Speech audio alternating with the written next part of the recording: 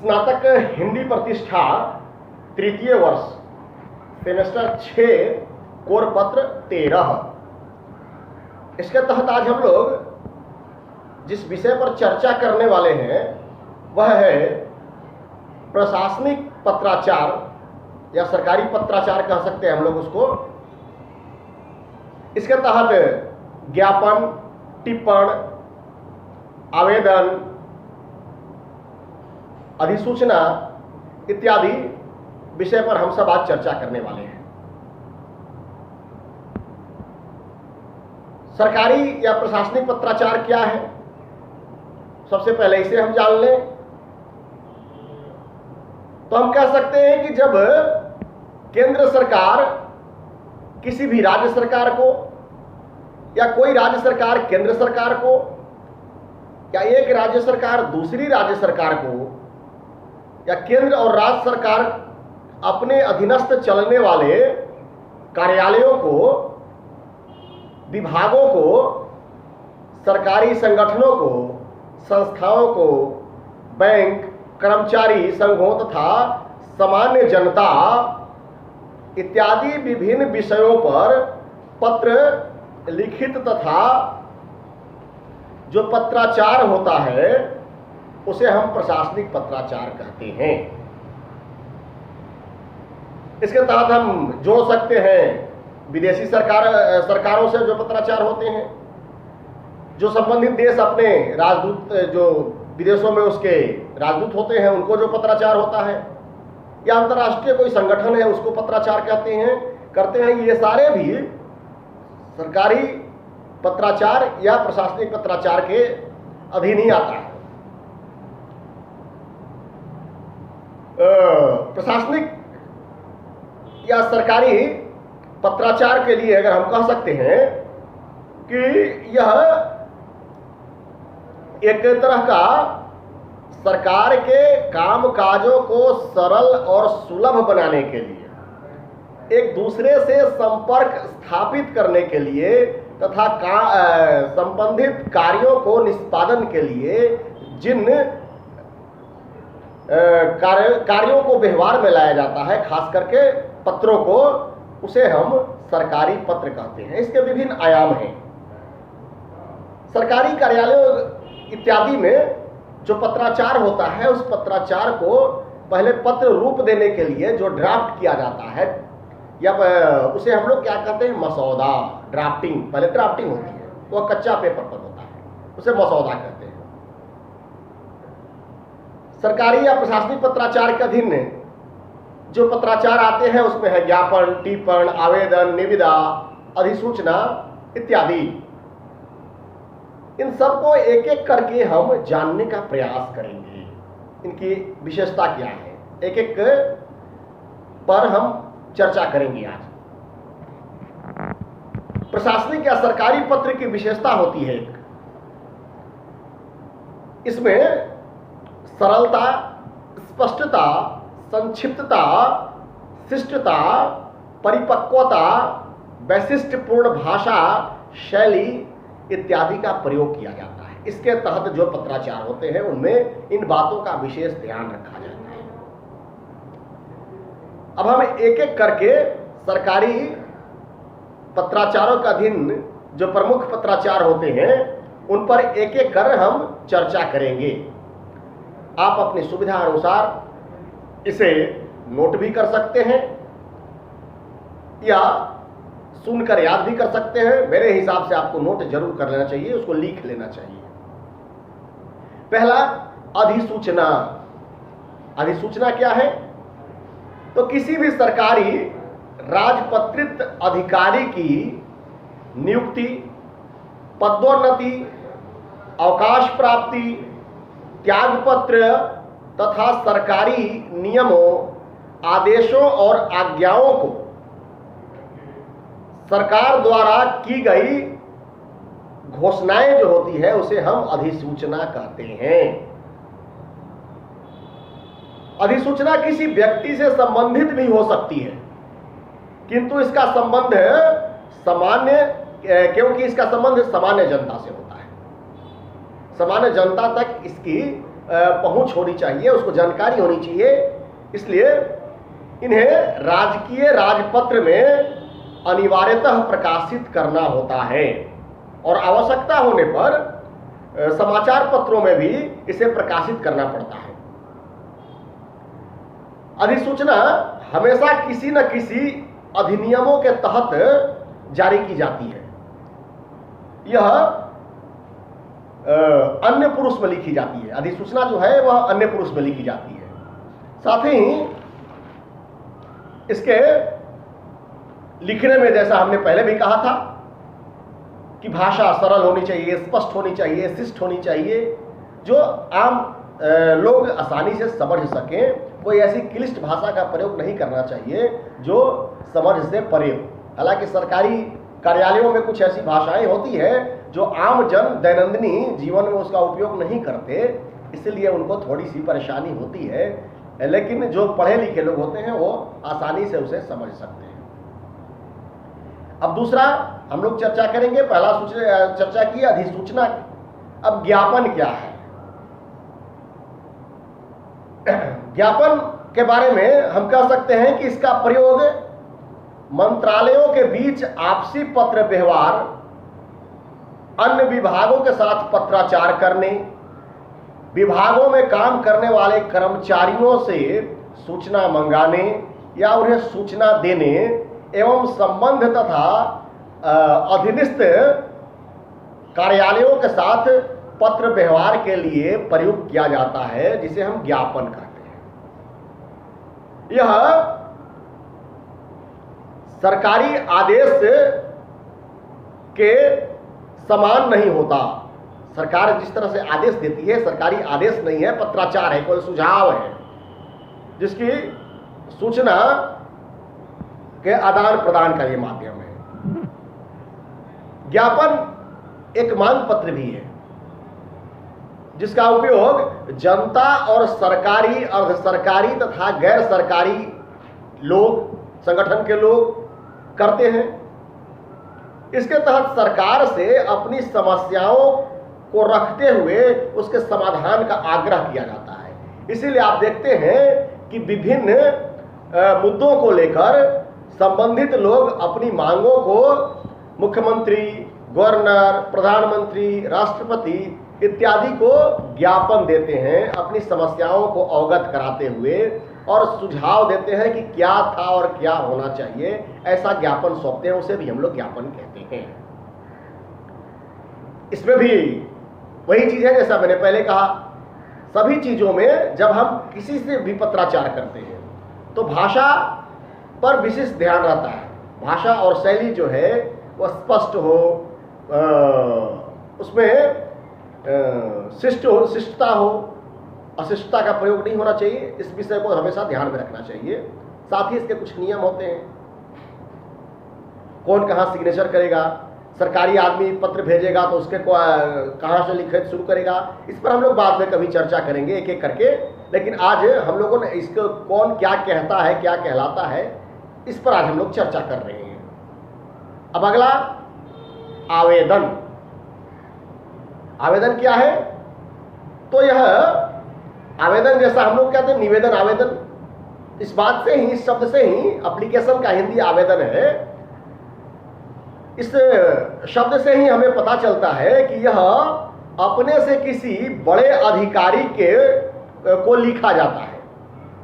आवेदन पत्र में अपनी स्थिति को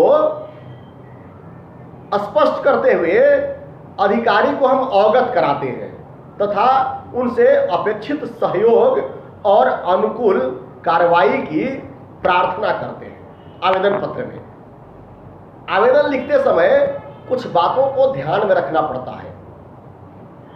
वह क्या है?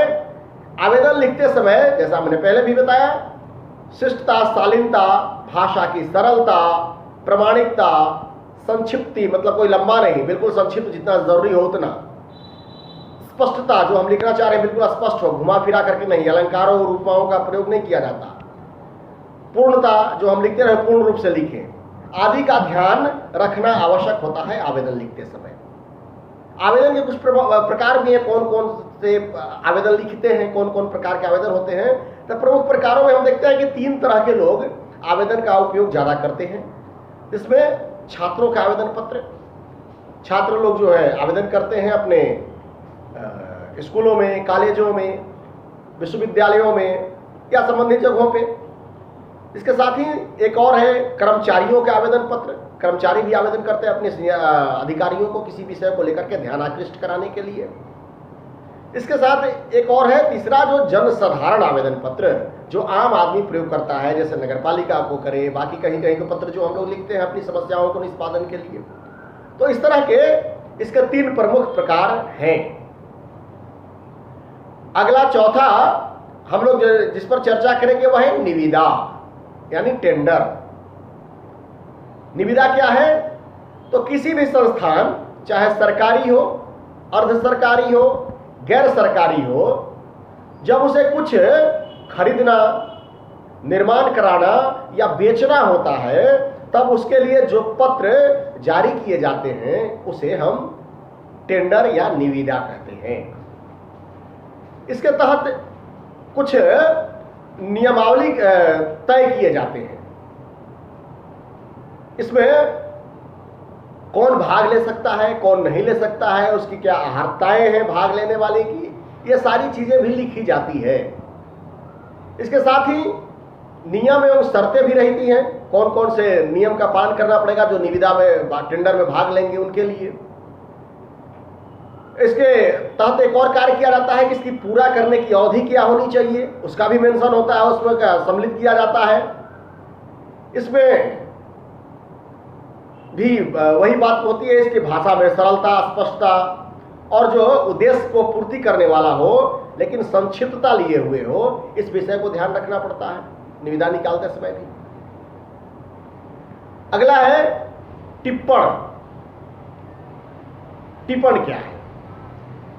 तो टिप्पण के बारे में हम कह सकते हैं कि किसी भी विचाराधीन पत्र या आवेदन पर, जो हम आवेदन देते हैं सरकारों में अपने मांगों को लेकर के या कहीं कार्यालयों में, तो उस पर आवेदन पत्रों पर या विचाराधीन पत्रों पर उसके निष्पादन को सरल बनाने के लिए जो टिप्पणियां सरकारी कार्यालयों में लिपिकों, सहायकों, कार्यालय अधीक्षकों के द्वारा लिखी जाती है, उसे हम टिप्पण कहते हैं।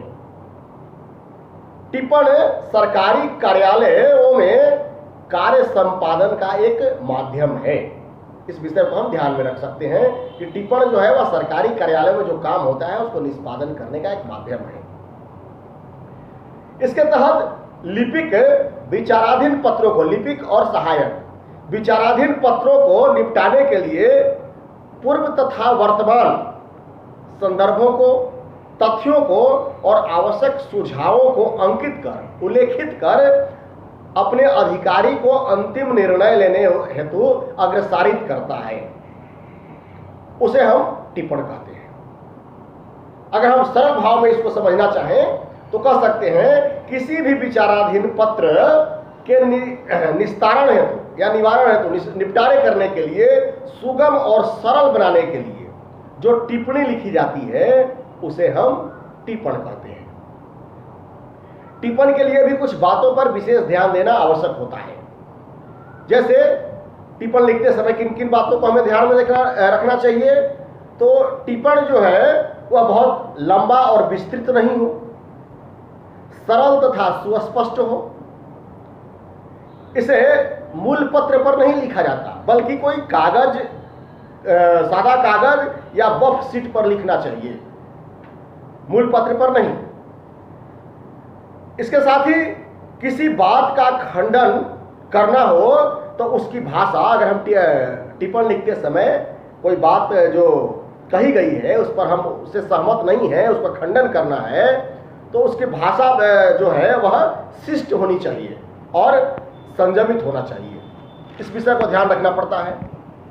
साथ ही व्यक्तिगत आरोप और आक्षेप नहीं करना चाहिए। टिप्पण लिखते समय ध्यान रखना चाहिए कि किसी के व्यक्तिगत अहित की बातें ना हो, किसी के किसी को बात खराब ना लगे, किसी के बारे में गलत बातें ना हो लिखी जाए, शब्दों से और भावनाओं से ऐसा व्यक्त नहीं होना चाहिए।